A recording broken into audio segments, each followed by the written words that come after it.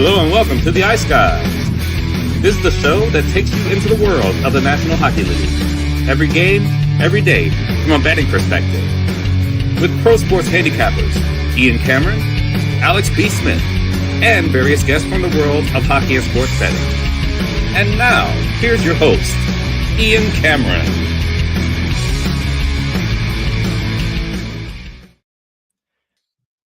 Sorry about that. Welcome to the Ice Guys, Tuesday, May 27th. Ian Cameron, Alex B. Smith, and Matt Robinson, fresh off, obviously, for everyone south of the border, Memorial Day holiday weekend. And we are ready for let's be honest, this is a big fucking hockey game tonight in the Western Conference Final. It's Game 4 between the Dallas Stars and the Edmonton Oilers. We're either going to have a convincing 3-1 series lead for Edmonton, which would be very difficult to come back from, or we'll have a brand new series tonight. And we'll be back 2-2 down to a best of 3 as we go back to Dallas. So very important Game 4 taking place tonight in that series.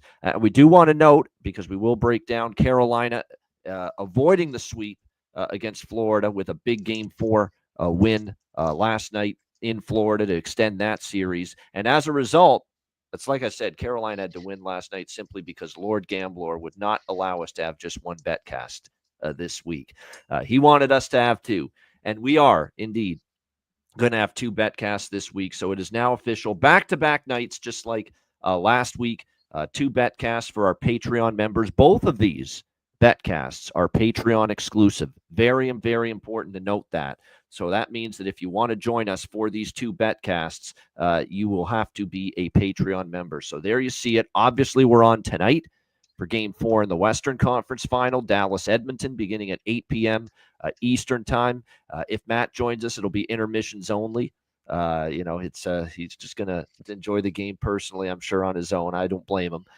Intermission only for Matt if he joins us. And then, of course, Wednesday, now with Carolina extending the series to a Game 5, we will also be with you tomorrow night, Wednesday, May 28th, for Game 5 in the Eastern Conference Final with the Florida Panthers and the Carolina Hurricanes. Both of these betcasts are indeed Patreon exclusive. So again, make sure you sign up at patreon.com/iceguys, just $10 per month. And again, your only pathway to joining these 2 betcasts is being a Patreon member. So make sure you sign up, patreon.com/iceguys. Last night, Carolina off the mat, ripped at every turn after Game 3, and how ugly it was and how they just crumbled in the third period of Game 3. And to respond with, and that was, you can't even line up Game 4 and how Carolina played last night to the first 3 games. It was such a better effort. It was such a better performance all around, top to bottom, from the Carolina Hurricanes in getting that win. Not only a win to extend the series and avoid the sweep and end this 15-game losing streak in the conference final, which I'm very glad we don't have to talk about anymore. Not only was it a win, but a shutout win as well last night, a 3-0 over the Florida Panthers. And you could tell in the first period of that game, even though it was scoreless, it was a really good period from Carolina. They had the edge in play. They were able to get a couple of big penalty kills early in the game. It didn't feel like one of those nights where, again, the puck play for the Florida Panthers was not crisp, was not sharp. Their execution, you could tell, was not great with the puck last night. But a lot of that you have to credit to the Carolina Hurricanes last night for doing that. But they got stronger, I thought, even in the second period. And you could tell that game was tilting toward Carolina even before they got the first goal of the game. You could clearly see Carolina was playing a pretty damn solid game and may only be a matter of time. And sure enough, it was Maddie's team, former member of that team, Logan Stankoven, getting them on the board for the 1-0 goal. And what a pass it was by Alexander Nikishin to set up Logan Stankoven for that first goal of the game. Great shot over the glove of Bobrovsky to give Carolina the lead. And then I thought, look, in the third period, I thought that was Florida coming on strong. It was by far Florida's best period. Carolina, playing with fire a little bit. They were sitting back, but Freddie Anderson, had to make some absolutely outstanding saves, and he did. Give him credit. And I saw now a stat that going into last night with 3 days or more off, his numbers were very good, and it obviously followed that up with a great performance last night. Clearly, the rest did him a lot of good because I thought he was very sharp last night. And then, of course, Carolina puts it away with the 2 empty net goals late by Aho and Stahl to win the game 3-0. All I could think about, too, when those 2 empty net goals went in, is I was very happy about it because, obviously no good with anything of the Florida team totals variety, which I liked in that game last night. But I did have third period over, and I did have an empty net goal. So we did cash those two. Was very happy to at least get those into the win column last night. Why was Carolina so much better last night? You know what? We've spent 3 games in this series, or at least I have, ridiculing and criticizing Rod Brind'Amour, and I think justified, because I don't think he's coached a particularly great series to this point. But now when he coaches a good game and he makes proper adjustments and he makes good decisions, it's also now time to give him praise when he deserves it. And last night, Rod Brind'Amour deserves credit and praise for I think, his best game coaching-wise of the series. And here's why. He said last night going into game 4, and this guy on the blue line had a lot to do with the win last night. He said he's one of the best shutdown defensemen in the NHL. He's on our team. We have to give him as much opportunity to be on the ice as possible, and we need to run with our workhorse on the back end. And of course, I'm talking about Jacob Slavin for the Carolina Hurricanes. I thought Rod Brind'Amour's commitment to giving him as much time on the ice as possible, giving him even double shifts every now and then. He had 29 shifts in that game last night and a team high 28 minutes on the ice. And if you look at Slavin throughout this series, his ice time last night, it shattered everything we saw previously in this series and in the playoffs. Most of these playoffs, he's been a 20, 21, 22-minute player. Well, he beat that big time last night, 28 minutes for Jacob Slavin. And boy, did Rod Brind'Amour get rewarded for riding the hell out of Jacob Slavin last night. That guy was all over the ice. He was killing plays in the D zone, blocking shots. He had 4 blocked shots. It's a reminder, too, to bet his over-blocked shots prop maybe in game 5. If he's going to get anything close to that kind of ice time again, there's a good chance he's going to get 3 or more blocked shots. But he was all over the ice. He was just an absolute beast in the defensive zone, just, blocking shots, active stick, killing passes across the crease.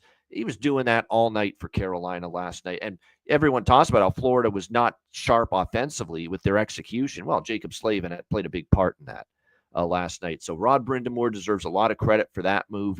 And finally, he also decided in that game last night that after this guy apparently was not good enough to get into the lineup early in the series over Scott Morrow, which is a disgrace, in my opinion. And I'm still angry about Brind'Amour for that. I'm still angry at him for that. That somehow Scott Morrow, in the first couple games of this series, and this could end up biting him in the end, because this is still a monumental task ahead here for Rod Brind'Amour. But to have Scott Morrow, who was a nightmare in game 1, terrible in game 1, not much better in game 2, and to have him on that blue line to start the series over Alexander Nikishin is laughable to me. And you saw why I felt that way all along last night. Nikishin was amazing. I can't believe the poise of this young kid. This is his 3rd or 4th game in the National Hockey League. For him to step up and play that way, and finally, Rod Brind'Amour, he screwed in and got a clue when it comes to Nikishin and decided, you know what, this guy's having a hell of a game. He's been skating the puck well. He's been physical. His shot was very dangerous. He had he had a couple of shots. He didn't have a shot on goal, but he had a couple of shots toward the net. He shoots the puck well. He set up Stankoven very well, obviously, on that first goal that got them going. He was physical. He finally realized last night, it's time to play this guy a little bit. 18 minutes and 53 seconds, and he finally put Morrow to the side, and he only played 8 minutes last night. Finally, it sunk in to Rod Brind'Amour that this kid's good. He has played well for me. He's getting more and more confidence with every shift. He deserves to be out there. And he played him a lot more than he's played him previously in this series, and it paid off. Nikishin, I thought, and Slavin were easily the 2 best defensemen on the ice last night for Carolina, and they both played an awesome game. So you got to give Brind'Amour credit. He finally realized, some of the errors of his ways previously. He said, I'm going to go down with, if I'm going to get swept tonight again by this Florida team. I'm going down with my best defenseman playing a ton, and he 28 minutes out of Slavin. He couldn't have played any better. And then Nikishin was great. Now we still need to see, some of their better forwards up front get going offensively, but still, they played a great defensive game. They got the saves, and they did what they needed to do to avoid the sweep last night in that 3-0 win. And I'll say one more thing about Brind'Amour. It was a step in the right direction for him, but after last night, you absolutely cannot take Nikishin out of the lineup. You can't. And I don't care if Chatfield's good to play. I don't care if Sean Walker is good to play. And look, obviously, if one of those guys returns, Scott Morrow's got to be the one coming out. Simply has to be the one coming out. If both of them are eligible to play and able to return from injury, Walker and Chatfield tomorrow night, then it's a tougher decision. I get it. You're going to have to take someone else out if you're going to keep Nikishin in. You have to, though. That's how good he's been. That's how good he was last night, this young man, Alexander Nikishin. You got to keep going with him. He gave you a little jolt with the rush up the ice, puck movement, obviously physical play, great pass, great apple on the goal for Stankoven. He's got to stay in, period. End of story. I don't care who you take out. Take Orlov out. Orlov stinks in this series, in my opinion. He's been terrible. I know you're paying him a lot, but he's not been good. He was a little bit better last night, but he had been awful in this series before last night. Dmitry Orlov. Take him out. Take Gostisbehere out even. I know, because look, Nikishin's got a lot of the same thing. He can move the puck. He can play on the power play.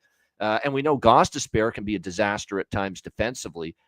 Take one of those guys out, but you cannot take Nikishin out, in my opinion. You can't do it.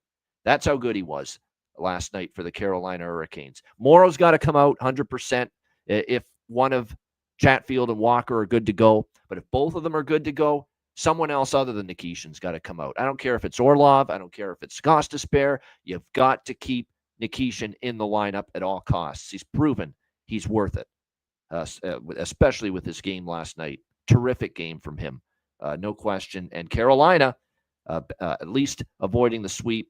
We'll see if they can follow this up in Game 5. They have not been able to win a home game yet in this series, and we'll see if they can change that tomorrow night. Alex, your thoughts on Carolina avoiding the sweep for the second time in 3 years, and more importantly, a 15-game franchise losing streak in the Eastern Conference Final, mercifully coming to an end last night. Yeah, it was a much-needed win for that organization, for that team, like just for their own mental psyche. Even if they lose in Game 5, to know that they weren't swept out of the Eastern Conference Finals again, you have to take some solace in that. But you're just looking at the notes and looking at the shot charts after the game. It looked like it was kind of flip-flopped. The shot charts had been ugly for Carolina in the first 3 games, but in Game 4 they were more efficient, better shot quality, better shot selection, and you can see where Florida, they were just kind of all over the place. And this is a problem. I would be upset if I was a Florida Panthers fan watching that game, because here's another game where you have a chance to close an opponent out and you're just kind of playing with your food. It looked a lot like what we saw out of that Game 5. Game 6 Toronto. Or game 6 rather, the Toronto series, where it was just, you have a chance to win this game. It wasn't that Toronto did anything fantastic. Florida just really didn't, take control of their opportunities. So I think now, like I said, being at home, maybe that was, I don't know if that was just kind of, lost sight, thinking, okay, this is going to been pretty easy. Let's just go on and play our game, and we'll get the goals, we'll get the bounces, go our way. I think now we'll see a more focused Florida in Game 5. And I said it on the show, I said in the chat as well, if you liked Carolina in Game 4, you should have certainly grabbed some Florida 4-1, even Florida 4-2, because I know a couple people felt like maybe this could be where Florida does end up coming back home to wrap up the series. Carolina, get some momentum and then coming back home, that could be a positive for them. So there was plus 330, plus 750 left there right there on the table. If you didn't grab it, that's unfortunate. But I have a 4-1 in pocket, and I more than likely will be back in Carolina money line. Or I'm sorry, Florida money line, I should say. Going back to Carolina at minus $1.10, minus $1.15. I don't think the home edge is going to mean much. I think we're going to see a focused Florida team. He said, they know what they have to do, and I think they're one of those teams that just maybe feeds off of being on the road a little bit more. We've seen that with some of these dynasties. The Hawks always kind of close things out on the road. The Penguins were always a dominant team, shutting things down on the road. So there's a little bit of that in Florida as well. But you'd like to see a team that had the ability to sweep a team, to close it out in 4. but that's okay. Just get it together and close it out in 5. Which I think they will, but I don't know if I'm betting it. I don't, because look, I'm sure as hell not betting against Florida tomorrow night. But Carolina's a really, really good home team. They've been a very good home team all year, and it would not shock me if they get one home game. And look, the lineup adjustments were solid, and like I said, they found a little something.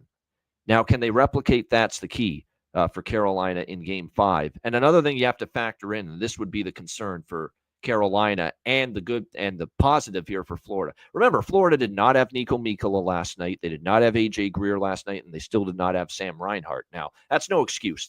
Even if they add those guys, if Carolina played the way last night, even with those guys in the lineup, probably a good chance Carolina still wins that game. Because we're not trying to take anything away from Carolina. They played their best game of the series last night. It's not even an issue or a debate. And they deserve that win. But there were key pieces out, and there's talk already that all three could be back tomorrow for Game 5 in Carolina. No question about that. And that's certainly going to help the Panthers if they get any of those guys back, Greer, Reinhart, and Mikkola. Mikkola, believe it or not, they miss Mikkola way more than you would think. He has been very, very good, apparently, at both ends of the ice, no question. Very good defensively, physical, and certainly they missed him last night. There's no question in that Carolina victory. And another, as much as it was great that Rod Brindamore rode the hell out of Slavin last night, and Brent Burns, who's like going on 40 years old. I mean, those guys played a ton. Brent Burns played 25 minutes last night. So, and he played a great game. That was his best game of the series, too. Brent Burns, the old veteran. But the concern about that is Jacob Slavin's well into his 30s, coming off a 28-minute game, and Brent Burns is almost 40, coming off a 25-minute game. You played those guys a lot last night. How much are they going to be having the tank for tomorrow night, Game 5? They're going to have to refuel very quickly that gas tank coming off that game last night. Are they going to be able to, and are they going to be as effective? That's something to watch tomorrow night in Game 5. Maddie, what did you think of last night with Carolina extending the series? Yeah, I thought it was a good hard fought game out of Carolina. Obviously Florida had the injuries you mentioned. There was speculation, were they just resting guys up 3-0? Are there actual serious injuries? I think for every guy that was out, there was an incident. So it's just the severity of the injury and things like that. I think there can be some validity to that, but I think it's the NHL playoffs. I mean, Florida went through in the finals last year, going from up 3-0 to having to win a Game 7 to close it out, feels like. So I highly doubt they were resting guys. There may have been guys kind of borderline that they decided to sit out. But I think if any of those guys were good to go last night, they would have gone because Florida would love to close out the series last night at home, especially, and then just kind of sit back and watch the Western Conference Finals play out. But good for Carolina to break the curse. A tough betting. We talked about it before the show, but a tough betting night. Thankfully, I did have Carolina money line and Logan Stankoven anytime goal in pocket.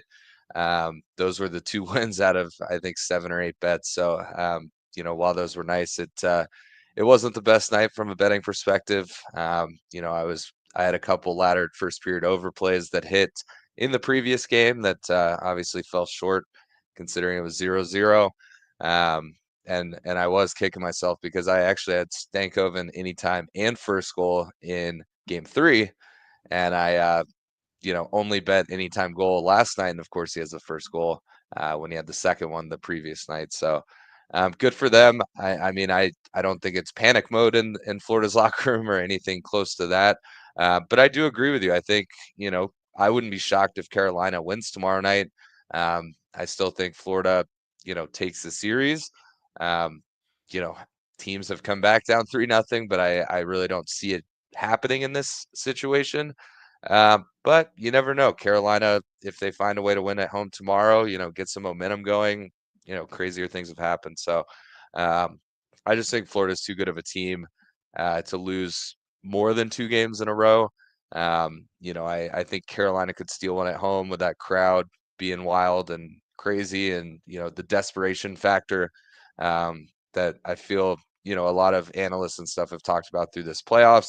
you can't fake it. I mean, last night's game, One team Carolina's played like their season was on the line, the other not so much. It really and is that it's simple. Right. Yep. Yeah. and unless you're in a game 7, it's really hard to be like, oh, like in a situation, let's say Carolina wins game 5. Is Florida gonna be as desperate as Carolina in game 6? It's a little closer because Florida doesn't want to go back to Carolina for a game 7 after being up 3-0. But there is that desperation factor, and especially in a 3-0 series, it's human nature. You can't expect Florida to have the same desperation factor as Carolina, and I think that showed last night. So it was a great game. I know it was low scoring, which typically is less exciting for me. I like to see a lot of goals. I like a 5-4 type game. Yeah.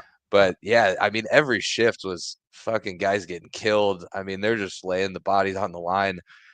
You mentioned Burns. I thought that was one of the best games of the playoffs I've seen out of Burnsy. He had a couple breakouts that were by himself, and he tried to get to the net, like going coast to coast, which at his age and his size is crazy to see. I mean, Slavin can obviously eat up as many minutes as you want to give him, but to see it out of Burnsy as well, especially in a desperation game, was cool to see. So I'll be looking forward to tomorrow. I think I don't want to say momentum swing or swung back into Carolina's favor. They're still in a deep hole.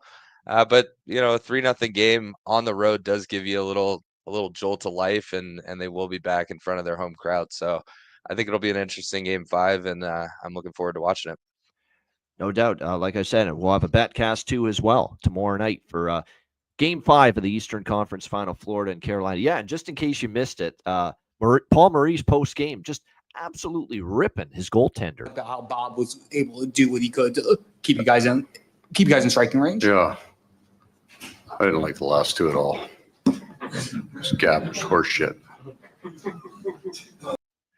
Referring, of course, to the 2 empty net goals that were scored in that game was Paul Maurice. Still keeping the levity and the humor going, even after a shutout loss there. So pretty crazy stuff there with Paul Maurice, no doubt, with the comments last night about goalie Bob there. All right, let's get into, of course, tonight. It's game 4 of the Western Conference Final. It's Dallas taking on Edmonton. Edmonton leading the series 2-1. We've got Edmonton minus 150, home favorites, and the total here sitting at 6, pretty much across the board. Again, Oilers with the 2-1 series lead following a 6-1 win in game 3. But Dallas played better than that final score would indicate. I mean, that second period, that's not only was that the best game I've seen out of Stuart Skinner in these playoffs, it was the best single period of him in the playoffs this year. Second period was nuts, how well he played. Dallas was getting chance after chance, tons of looks in the slot, tons of looks right in front of the goal crease, and Skinner just stood tall time and time again, other than the one goal that did go in when Leon Bischel's point shot was redirected by Jason Robertson to make it 2-1. That man, was it a huge goal at the time, because it felt like, geez, Dallas has owned this period. Now they're right back in it and only trailing 2-1. But what really broke the back was the late goal in the second period. And you just got to credit Connor McDavid for another outstanding play there to make it 3-1. That just really, really hurt, giving up that goal very late in the second period there. And then, of course, in the third period, Dallas has to press the issue, take some chances, get the D involved in the play, and you're going to give up. You're going to give up odd man rushes and counterattack situations to a team like that when you do it, but you have no choice. You're down 3-1, and that's really when the game opened up, and Edmonton ended up putting it away and ended up winning 6-1. Jake Ottinger, not a great series so far by his standards, but this is not a Jake Ottinger issue. You got to start scoring some goals. If you're the Dallas Stars, you're not winning a playoff series in the conference final against a team like this, defending Western Conference champions, trying to get to the Stanley Cup final 2 years in a row with 1 goal in the last 2 games combined. That's just not going to get the job done. So they need more offense right now, the Dallas Stars, starting tonight. Now, we did get some good news on the injury front. It looked like yesterday, from what I saw, all the video of it, him at the practice yesterday, Ropéens looked good, looked like he was moving pretty good. If I had to guess, I think he'll probably return even though it's right now being listed as a game time decision for Rope Hintz right now. But I think I would expect him to probably be in there for the Dallas Stars tonight, especially with this being such a pivotal game, trying to avoid being down 3-1 here in this game against the Edmonton Oilers. We'll see how it plays out. I'll say this, too, about our little trend has not gone so well lately with the losing team scoring in the first period of the next game. If you'll notice, it's cooled off a little bit here in the conference final. It's not been that automatic that it really was. Certainly not nearly as profitable or not as great a winning percentage with it here in the conference final round as opposed to the first two rounds, because you even look at last night, Carolina didn't get that first goal until the second period. So to me, it certainly feels like it could be a Dallas first goal, or Dallas first goal, Dallas first period goal. There we go. Trying to say it the right way. Dallas first period goal spot, but I don't know if I'm rushing to bet it right now. Their offense is struggling. The Oilers. By the way, too, I've heard it's almost like Connor and Leon in the post-game press conference. It's almost like it's getting old now, this little routine of theirs, where they feel like it's, how dare you question our ability as a team defensively? Like they have done it now multiple times where it's like, I guess we're a good defensive thing. They got their backup, obviously, in the game 2 when they got the shutout in Dallas. They said, obviously, we can be a pretty good defensive team. And they've gotten angry. They've gotten agitated with the media, saying that, yeah, you got to pick things up a little bit defensively, saying, we know we're a good defensive team. I don't know where you come up with that. Well, we come up with that because we saw your goalie and your team getting lit up in the first round by LA a few times. That's why we come up with that kind of stuff. And then, of course, after game 3, where they said, you guys always talk about how, we're not always a great defensive team. I thought we played a great defensive game last night. Everyone was dialed in. Let's calm down about the game 3 performance defensively. We were really dialed in defensively. So that's why Dallas had all those amazing chances right in front of the net in the slot, and all those grade A opportunities that they got in game 3.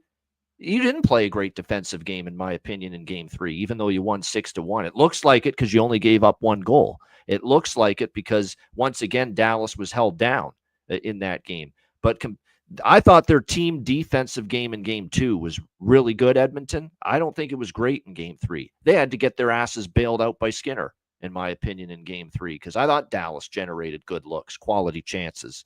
They just didn't finish them.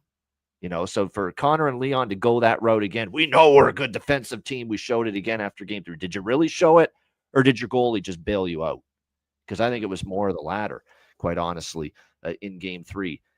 But again, now we're into the part of the series. That's why it's big that Edmonton has this 2-1 series lead, because the numbers for Stuart Skinner in game 4 through 7 are undeniable in the playoffs. He's lost 1 game in the last 2 years combined in the playoffs, in game 4, 5, 6, and 7 of a series. And that one loss was obviously game 7 of the Stanley Cup final last year against the Florida Panthers, in a game where he only gave up 2 goals and they lost 2-1. So, man, that's a tough track record to go against, I'll be honest. I don't want to lay minus 150 with Edmonton, but I admit you can say what you want about Dallas is getting the shots and the chances. The puck's got to go in the freaking net at some point, or else the series is not going to be one that's going to go well for Dallas. Simple as that. The puck's got to start going in the net, and they need more out of Wyatt. And we love Wyatt. No one loves Wyatt more than the Ice Guys podcast and the Ice Guys show. But he's got to get rolling a bit. Mikko Rantanen has kind of cooled off a little bit. Not that he's still had a great playoff overall, but now in the conference final, we need another gear out of Mikko Rantanen too. We need obviously a little bit more from a bunch of guys here. Sagan, Duchesne chipped in game 1. Can we get them going a little bit? Can Marchment have a little something going offensively? You just need everybody chipping in here a little bit for the Dallas, and just finding a way to finish a chance. It's nice to get the chances. It's nice to outshoot Edmonton like you did in game 3. I thought there was a lot of things about Dallas's game other than finishing any of those chances. Other than that, I thought there was a lot to like about Dallas's game. But, we're not in the business of, this many chances. You outshot them, outchanced them, more shot attempts. We're not in that business at this stage of the year. These are seasons on the line. You got to produce. You got to find a way to put the biscuit in the basket at this time of year. And obviously that's been the Stars' problem here the last 2 games. So we'll see how this plays out. I'm on the first period over because the Edmonton games, just from a pace standpoint, have just been off the charts coming out of the gate. I know Mikey posted the stats in our chat that back it up, that they've just been a really strong first period over team, 5-1 in the playoffs for Edmonton home games to the first period over. So I do like that. I'm not on the full game over tonight. Maybe during the betcast tonight, I'll get involved in a live over, but I really truly believe it could slow down after the first period. I think there's a decent chance both teams might get on the board in the opening period, and then we slow down and we really see both teams trying to protect the house, goaltenders trying to step up. Skinner obviously playing great in the last 2 games. And I think Jake Ottinger on the other side due for, I think, one of his better games of the playoffs, especially in this series tonight in this game. So the only thing pregame I've got is first period over. I kind of think at the prices we're getting offered right now, Dallas plus 130, I'm interested. But I kind of want to see how they start the game. Are they generating those good looks again? And can they finish one of them? That's going to be the big question here in this game. So I might dabble small in the Dallas plus 130 pregame, but it's going to be very light. We'll see how they start. We'll see if they're able to finally get some offense going, and then we might add to it later in the game. But it's a must game for Dallas, just about. Not saying that it's for sure over if they're down 3-1. Put it this way with Dallas. Could the Dallas Stars come back from a 3-1 deficit against a team in the Stanley Cup playoffs? The answer to that is probably yes. My issue with them falling down 3-1 tonight if they lose are the Edmonton Oilers a team that would allow their opponent to come back from 3-1 down against them? And to me, the answer is no. Edmonton would not allow it to happen. Dallas could do it, but I don't think Edmonton would allow it. That's where I'm at, and that's why, to me, this is such a big game for Dallas tonight. Matt, I know this series has been a roller coaster ride. We've had some ups and downs. I mean, game 1 was awful for the first 2 periods, and then the incredible third period outburst and comeback to win game 1. Game 2 obviously didn't go well. Game 3, there's things to like. Even when they were down 2-0, the second period, they're dominating play. They get it to 2-1, and then the back-breaking goal to make it 3-1. It's definitely been a roller coaster ride of emotions. What do you think here for game 4, Dallas Edmonton? Yeah, I think that's a very fair statement that it's been a roller coaster. I mean, I mentioned after game 3, I felt like, and obviously a 6-1 game, it's hard to really have this angle. I felt like Dallas was the better team overall in the game. I mean, they outchanced them. They outshot them almost 2-1. There was a pretty clear, over the glass penalty, and then boom, Edmonton scores 2 in the next 46 seconds. Then they come back, it's 2-1, and then they give up that goal in the last minute. It sort of was deflating. That's sort of when the sail set, in my opinion. I mean, could they have come back 3-1 in the third? They did it in game 1. So obviously, sure. But I think, had they gone into the third 2-1, I would have felt pretty good that Dallas may come out with a W in game 3. But that last minute goal, great play by McDavid, Rantanen on the wrong side of the puck. It just kind of set the sail for game 3. So, and with that being said, I wouldn't say Dallas was the better team in game 1. So to me, the better team has won one game in this series, and that was game 2. Edmonton dominated Dallas from start to finish. So I don't think there's any question there. So, I think this is a must-win game. I think Dallas is going to approach this as a must-win game. I agree with you. I think Roope Hintz probably plays. I don't know if he's 100%. But I think, just having him out there, having him, with those fins kind of opens things up for Granlund, opens things up for Rantanen a little bit more than anyone else that they could put in that first center position. But yeah, I think it's a must-win game. And something interesting that, a buddy of mine, I was talking to him yesterday about the Pickard news, that he's going to be the backup. He's back to healthy. An angle I wouldn't really think about, but when Skinner was in there for games 1, 2, and 3, and you've got the third goalie on the bench, he's got a sense of comfort that they're not gonna start that third goalie So he's got a little leeway, a longer leash, where with Pickard there, it almost adds a little pressure to Skinner. He's got to perform. If Dallas scores 2 goals in the first 5 minutes and they pull Stuart Skinner, he may not play another game this playoffs. And, if Pickard comes back, he obviously did a good job after replacing Skinner in the first round against LA. So I think that adds a sense of pressure. I mean, he's been phenomenal. I think he was the best player for Edmonton in game 3. I think going into the end of the first, it could have been 2-2. It could have been 4-2 Dallas going into the third, and then maybe Jake Onger locks things down. They wouldn't have given up 8 odd man rushes, because they're obviously trying to press when it's 3-1, 4-1. So yeah, I think it'll be an interesting game. I do think Onger hasn't played his best in this series. Especially he's a guy that doesn't want to give up 6 goals, but of any goalie I've seen in Dallas in my lifetime, you've got the Belfours, the Turcos. There's some head cases mixed in there. I mean, Eddie Belfour is a Hall of Fame goalie for a reason, but quite the head case. So the one thing I know about Jake Eddie Onger Belfour is, and Ronnie Hextall from the school of goalie head cases. Yeah. yeah. But the one thing I know about Jake is he can reset. He's very good off a loss, and I know he's lost 2 games in a row now for the first time in this playoffs. But I don't think he's sitting there going, "Man, I'm collapsing. I'm letting my team down." I think it was a weird game. I thought Dallas played a pretty good game on a lot of aspects, and they lose 6-1, and it kind of runs away at the end. So I would expect a good bounce back from him if Hintz is in the lineup, which I feel he will be. I think that'll give them a good jolt. And then, another guy that finally started to look a little more like himself. I know he's hurt. I know he's not all there, but Robertson finally chips in with a goal. He had 5 shots on goal. He's getting a little more opportunity. So maybe he steps up a little bit tonight as well. So I think Dallas needs those depth guys. Could Ranson have a hat trick tonight? Of course, he's done it, 4 times this playoffs or 3 times this playoffs.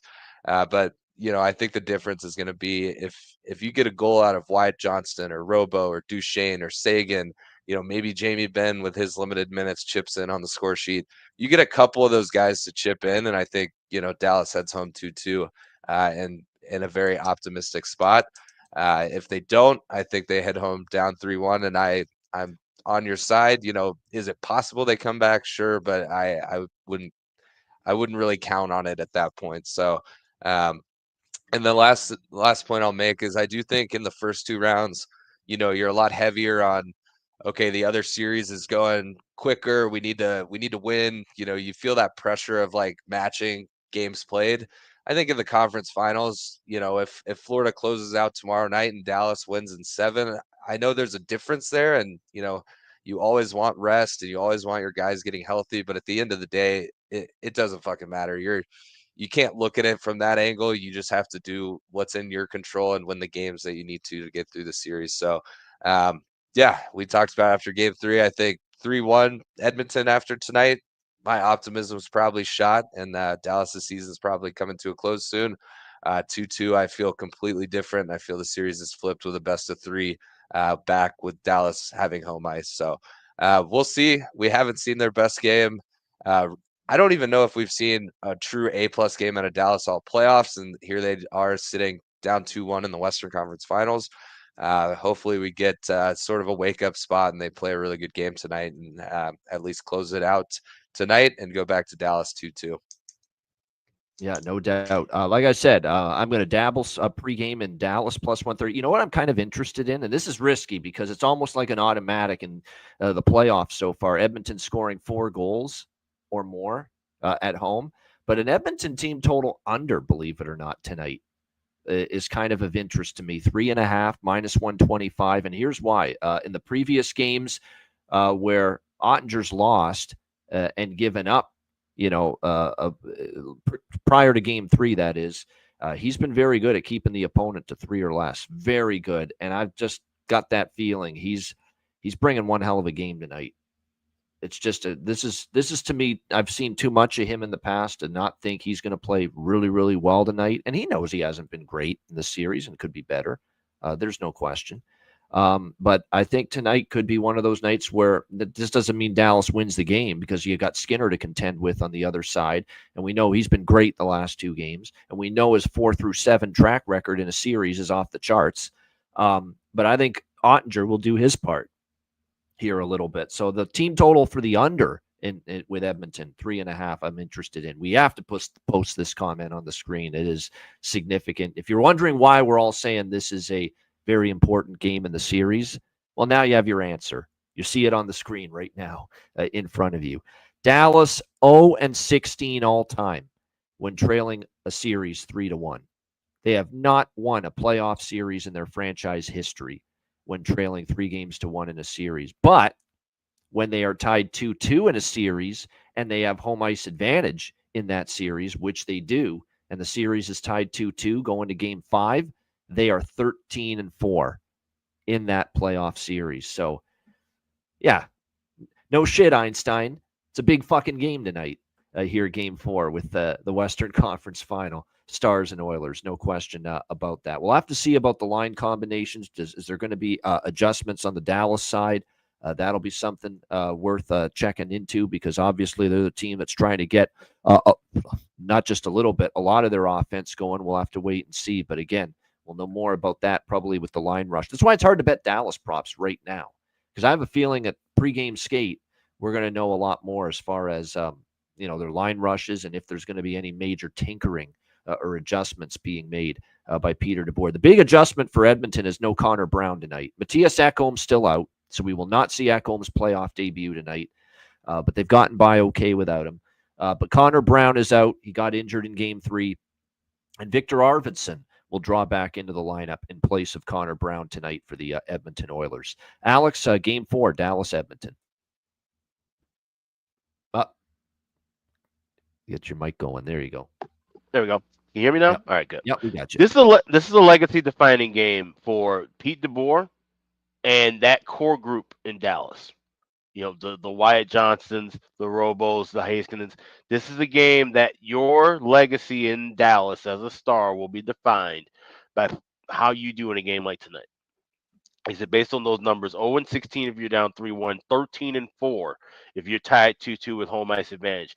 It shows you that Dallas has been in this situation multiple times, and when they win this game, they're able to cruise on. That's their MO, to win the big pivotal point games. Game 1 isn't really always the most pivotal point of games, and we've seen that from their track record now. 1-9, 2-9 in the last 11. But this is one of those fork in the road games for Dallas historically, and certainly when you're talking about a team like Edmonton, who has a goalie in Stuart Skinner that gets hotter as the series goes on. Matt, you made a great point about Pickard being back. Pickard with fantastic numbers. The couch is a lot comfier when you're the only one sitting on it. Now with Pickard coming back into the draw, like I said, if Skinner has an off night, now all of a sudden we have a little goalie controversy. And that's the last thing Edmonton wants right now to have, even though you have trust in both of them. It's not necessarily the kind of controversy we talk about in the middle of the season, one or the other, but you'd rather have certainty whichever way you're going in net tonight. And Dallas had the chance to disrupt that.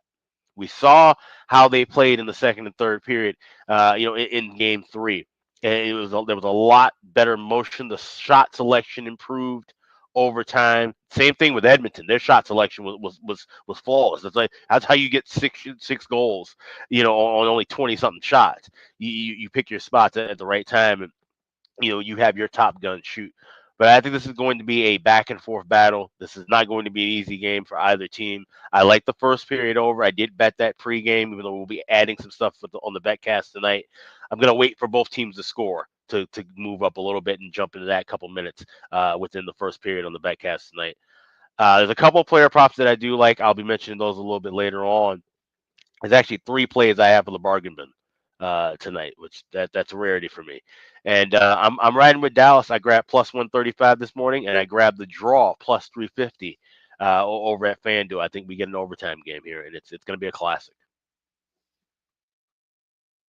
Too. I've been Alex, when I found out he was on the draw, and I was already kind of thinking, you know what, it wouldn't totally shock me. We're due, I think, for an overtime game, especially in this series. So the draw, I'm probably going to tack on a little something on that too. Plus 350 pretty good price with that. Wouldn't shock me here if we finally get ourselves our first overtime game of the season. I think it's going to be a hell of a game. I think it's going to be a white knuckler. I think it's going to be, 1-goal game decided late. It's possibly an overtime for somebody. I think both goalies are going to play pretty well tonight. Like I said, I like both teams to maybe get on the board early. That's why I like the first period over, but I see it slowing down a little bit after that. As far as goal props for tonight, or just props in general for Game 4 tonight with Dallas and Edmonton, Nugent Hopkins is just a must go with right now. There's no question. He's been excellent. He's got now 3 straight games in this series. All 3 games he's gotten a point. So whether it's a goal prop, assist prop, sprinkle on both. Ryan Nugent Hopkins is a go with player right now for Edmonton at this point in time. Evander Kane to me still value down the lineup a little bit. He obviously got on the score sheet in Game 3 in that big victory. I think for the Dallas Stars, and this is definitely buying low. You could bet Wyatt props, yes, and I wouldn't argue with that because I think he knows he's got to get going. But even a bigger buying low than Wyatt Johnston for Dallas is Jason Robertson, who actually got their goal the other night. He was better in Game 3. I thought he was more noticeable. He got into the fight a little bit more in terms of the puck battles in front of the net. I thought he was more noticeable in that regard. He had his most shot attempts, I think, since he's been back from the injury. Shots on goal went up as well. So that's all good news. And they need a more impactful Jason Robertson tonight and moving forward for the Dallas Stars. So I still think going in that direction with a kind of a buy low concept here on any Jason Robertson props, shots on goal, goal prop, assist prop, points props.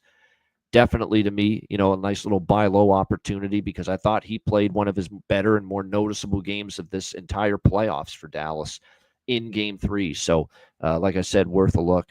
I keep waiting for the captain to make something happen. I'm almost done waiting on it. Like I said, I think he's never been the most gifted skater, but my goodness, it's like the cement is weighing him down or something sometimes when he's out there on that ice. But like I said, if they can get something from Jamie Benn, that's bonus. We'll see Seguin and Duchesne can get going a little bit because obviously in Game 1, they were part of the big reason why the Stars came back and won that game with all those power play goals. Seguin was involved in that game. Duchesne, of course, as well. So maybe they get going. It's a big task for Dallas, I will admit. When you step back and just look at the overall landscape of this series, if you were to take who's the number of periods won, and I don't know if anyone would disagree with this, I think it's pretty accurate. I think we're talking 7-2 Edmonton through the first 3 games of this series. I think you can give Dallas third period of Game 1 when they had the big comeback, and you can give Dallas the second period of Game 3 on Sunday afternoon. Other than that, I think Edmonton's won every period in this, or been the better team in every other period. They were better in the first 2 periods of Game 1. I think they were better in every period in Game 2. And then, of course, I thought they were better in the first and the third period of Game 3. So there is a lot of room for the Dallas Stars to step their game up. Question is, will they? Will it be enough? And will Edmonton let them play their game? Because this is not just Dallas not getting things done. This is Edmonton not allowing Dallas to get things done so far in this series. We got to give them their credit too, the Oilers, who are playing a really good series so far. So it's a huge game tonight. Looking forward to how it all plays out. What's scary too for Dallas is that Connor McDavid's finally figured out, oh, wait a minute, I can shoot the puck too. I can shoot the puck. It's actually something I can do when I'm on the ice. And it's a pretty damn good shot that I have, even though we think of him as a playmaker and a facilitator and a guy that likes to set up his teammates. That's what's scary. He's figured out, oh, you know what? I can shoot the puck, and hey, I'm not bad at it. And if he gets the goal-scoring component of his game going, number 97, scary thought for the Dallas Stars. Shout out to everyone in the chat. Hit the like button. We appreciate it very much. A great turnout in the chat, as always. We've got a big couple of nights this week coming up. Back-to-back nights of live betcast action for our Patreon members tonight. Game 4 West Final, 8 p.m. Eastern. And tomorrow night on Wednesday, Game 5 East Final, Florida, Carolina. Back-to-back nights of Patreon exclusive Ice Guys live betcasts. Make sure you join us. It's the only way to be part of the Betcast, just becoming a Patreon member. $10 per month. Goalie charts, totals charts, our daily betting card, sides, totals, player props, all the exclusive Patreon live Betcast for the remainder of the playoffs, plus all the off-season content. We got a lot coming up, more Players Suite interviews over the summer and during the offseason, as well as a daily card that will not involve NHL, but will give you a daily card on Patreon. You're used to seeing it every day throughout the season for NHL, but we'll give you a daily card on Patreon once the NHL season ends, and the other sports that me or Alex handicap, whether it's CFL, MLB, UFC, maybe a little boxing for Alex, who gets involved with that. So again, we're going to keep at least something flowing on the page for you guys that decide to keep your subscriptions rolling and active through the summer months of the NHL off season.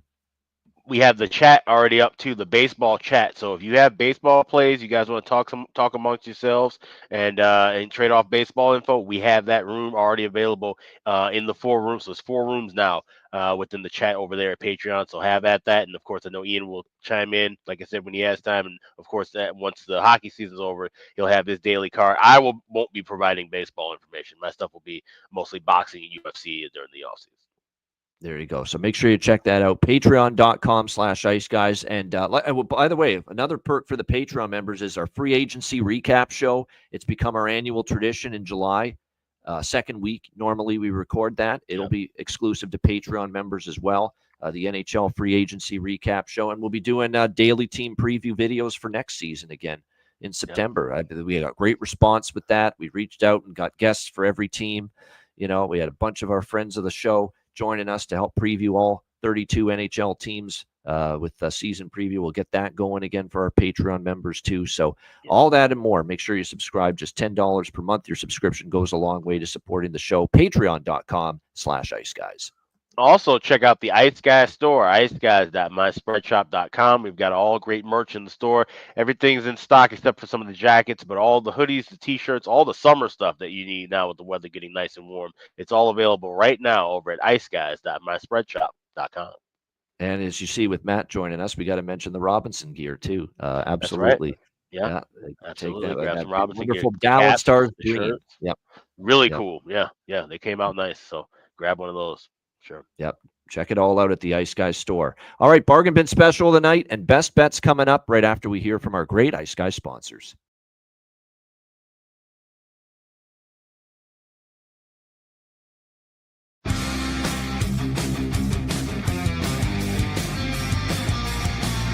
Support for the Ice Guys podcast is provided by Boston Hemp Incorporated,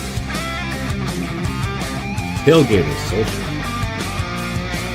and a big thank you to all that subscribe to the Ice Guys Patreon page.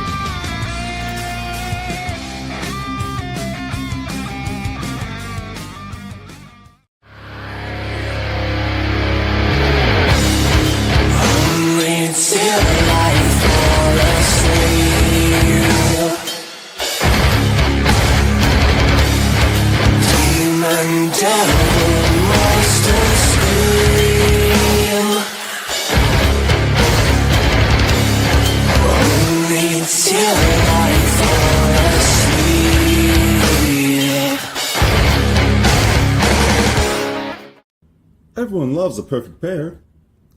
Bacon and eggs. Thunder and lightning. Mario and Luigi. A hot dog with fries. Ian and Alex B. That's right. Everyone loves a perfect pair. So why not pair up your game nights with Boston Hemp? From exotic flower to concentrates and edible products. You'd be hard-pressed to find a better pairing than Boston Hemp and hockey. Check them out today at bostonhempinc.com. That's bostonhempinc.com. Boston Hemp Incorporated, the official smoke sponsor of the Ice Guys. Void where prohibited by law. Not available outside of the United States. Must be 21 or over to obtain products. Check your local regulations to see if Boston Hemp is available in your area. Hey, Alex, have you checked out the latest with the great trading platform Kalshi? Yes, I have. It's been fantastic. This is one of the first and only federally regulated prediction markets in the U.S. And if you're looking for odds for all kinds of different things, not just what we're talking about, the markets in the Stanley Cup, the NBA Finals, You can trade with crypto. You can look for trades within the markets involving entertainment, politics. There's all kind of different markets you can look from, and you can use the odds over at Kalshi. Time of year to get involved with Kalshi. Certainly, if you're a sports fan, Stanley Cup playoffs, NBA playoffs, baseball now underway, with all the different markets to create winning trades. Make sure you're checking out all that Kalshi has to offer. Absolutely. And if you're trading with Kalshi, use the link kalshi.com/ice guys. You trade $100 or more, they will send you $10 back. So it's fantastic to use, like I said, any kind of markets beyond sports. We're talking entertainment, politics, crypto, basically anything you want. So make sure you sign up, kalshi.com/ice guys. Note that it's live on Robinhood and available in all 50 states, making it the first legal place to trade on these kind of events nationwide. Check it out, kalshi.com/ice guys.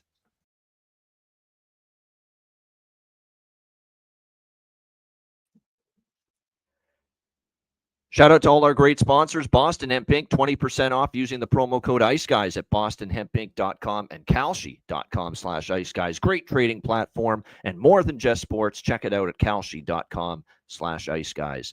All right, bargain bin special of the night for Game 4 in the Western Conference Final. Alex, you said you have 3 bargain bin specials on this one game, so have at it. Yes, I do. And it was originally going to be 2, but I had to add this third one because FanDuel thought they were slick and snuck this by us. We see the return of first goal for home team and road team. So I'm taking first Edmonton goal coming from Ryan Nugent-Hopkins. We've seen him score. He's gotten really hot as of late. Plus 950. Ryan Nugent-Hopkins, first home team goal scorer. So that's our first Edmonton score. However, you have that listed in your book. Plus 950 is where I got that over at FanDuel. I also like Thomas Harley for Dallas to get on the board. I grabbed him earlier today at BetMGM, also at DraftKings, both listed plus 750. Anytime goal scorer for Thomas Harley. And I said I like this game to go to overtime. I think Matt Duchene's the one who gets the winner. You can grab that at 100-1 over at FanDuel. Game to go to overtime and Matt Duchene to score the game-winning goal. That's 100-1 over at FanDuel. So that's Ryan Nugent-Hopkins plus 950, first Edmonton goal. Thomas Harley, anytime goal, plus 750 for Dallas. And the game to go to overtime and Matt Duchene to win it at 100-1 over at FanDuel as well. So my 3 bargain bin specials tonight. There you go. And big prices, big price hunting right there. He's really diving deep into that bargain bin. He's looking for the best damn bargains possible with those 3. There you have it. 3 bargain bin specials of the night for Alex B. Smith for tonight's Game 4 in the Western Conference Final. Matty, Rob, what do you got for bargain bin? Yeah, that's crazy. 100-1. I hope it comes to fruition. So that'd be awesome. But for me, you sort of mentioned him, Ian, but he's a guy that last game kind of slowly looked a little more like himself. I still think there's injuries lurking within him, but he did have 5 shots. And to me, it's not about exactly what happened in the game. It's not about, the goal happening. His reaction in the post-game interview when he found out that he was credited with the goal. And Craig Ludwig was on Chicklets this morning. I mentioned that. He mentioned that Robertson, after the goal happened, looked frustrated and mad on the bench. And I think it's because he felt he, should be credited with that goal. And then nobody let him know throughout the rest of the game. He didn't find out until the post-game press conference. And, he kind of sat up like, oh, I did get credit for that goal. So maybe that instills a little confidence in him. And, he's a guy that had a hat trick for Dallas against Edmonton last year. And I expect him to score tonight. And I'm seeing him at plus 300 on Bovada. So I'm going to go with Jason Robertson, anytime goal tonight. Finally broke the seal. And he's a guy that, for him to be on, he's got to be scoring goals. You notice when he's playing on the 4th line, he's not a factor. He's a goal scorer. He's not Mr. Speed out there. So, but now that he has that confidence, maybe get some more looks with that top line or with Wyatt Johnston and look for him to score tonight. So Jason Robertson, anytime goal. That'll be my bargain bin for tonight's game. Jason Robertson, the man they call Robo, for the Dallas Stars, for Matt with his bargain bin special tonight. As always, I'll give you 2 when it's just one game, 1 for each team. And I'm going to go for a couple of, like I said, couple of good prices here with both of these players here tonight for their respective teams. For Edmonton, we will go with let's go with Vasily Podkolzin plus 850. You know, he's been very fit. He was played a very physical game in Game 3. Now, does that translate to him finding the back of the net? We'll see. But I liked what I saw out of him and his performance, and he did get a couple of looks in that game. We'll go with him, Vasily Podkolzin for Edmonton plus 850. And I'm going back one more time to the well with Sammy Steele for the Dallas Stars. I mean, even in the games he doesn't score, I find he's noticeable. He's getting chances. He's getting, you can see he's in the offensive zone, making things happen, playing hard. And that's all we can ask for when you're getting a plus 750 price for him to score a goal. So Sam Steele for Dallas plus 750. Vasily Podkolzin for Edmonton plus 850 for bargain bin special of the night for Game 4, Western Conference Final. All right, best bets. Alex, what do you like for best bet? So we're playing a little bit small. We're going to add more on the bet cast, but go with the first period over 1.5 with Dallas Edmonton tonight, minus $1.30 at BetMGM. That's the best price currently available. Like I said, play it small now and then try and grab something closer to plus money in game. That's my best bet for tonight. All right, Dallas Edmonton, first period over 1.5 for Alex with best bet. Matt, what do you got for best bet? I also do like that first period over, but for me, it's a must-win. Desperation mode. I don't know if I've ever taken this as a best bet, so maybe I'm a little biased, but it'll be a first time for me. It's a plus price. Give me Dallas money line plus 135. I think this is a backs against the wall game. I think Thursday could be the beginning, or Friday morning could be the beginning of golf season for Dallas if they don't get it done tonight. And I think you'll see that veteran group have some desperation and rise to the occasion. So give me Dallas money line tonight. That'll be my best bet.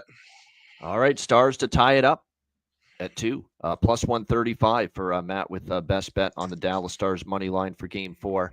My best bet for Game 4, same as Alex, actually. We'll go with that first period over as well. To me, I think we'll get something in the, we'll get either 2-0 Edmonton, 2-0 Dallas, or 1-1 in the first period, maybe even a 2-1. But I think it could slow down after that. But it's hard to argue with the way the pace has been early in these playoff games at home for the Edmonton Oilers. At Rogers Place this year, first period over is 5-1 in the 6 home playoff games for the Edmonton Oilers. So it's been pretty strong. It's been pretty profitable, and we will ride with it one more time tonight. 5-1 with first period overs for Edmonton at home here in the playoffs, and we'll go with it once again tonight. So Dallas, Edmonton, first period over 1.5 for my best bet for this Tuesday.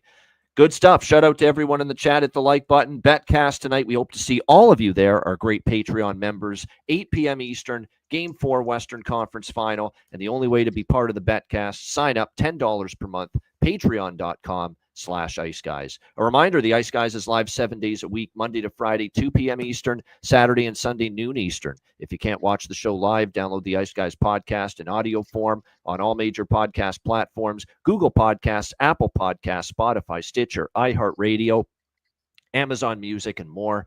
Download the Ice Guys podcast when you can't watch the show live. For Alex B. Smith and Matt Robinson, I'm Ian Cameron. Have a great Tuesday night, and we'll see you in about 4.5 hours, 8 p.m. Eastern, for the Game 4 Western Conference Final live betcast exclusively on Patreon. And, of course, we're back tomorrow at 2 p.m. Eastern for another edition of the Ice Guys.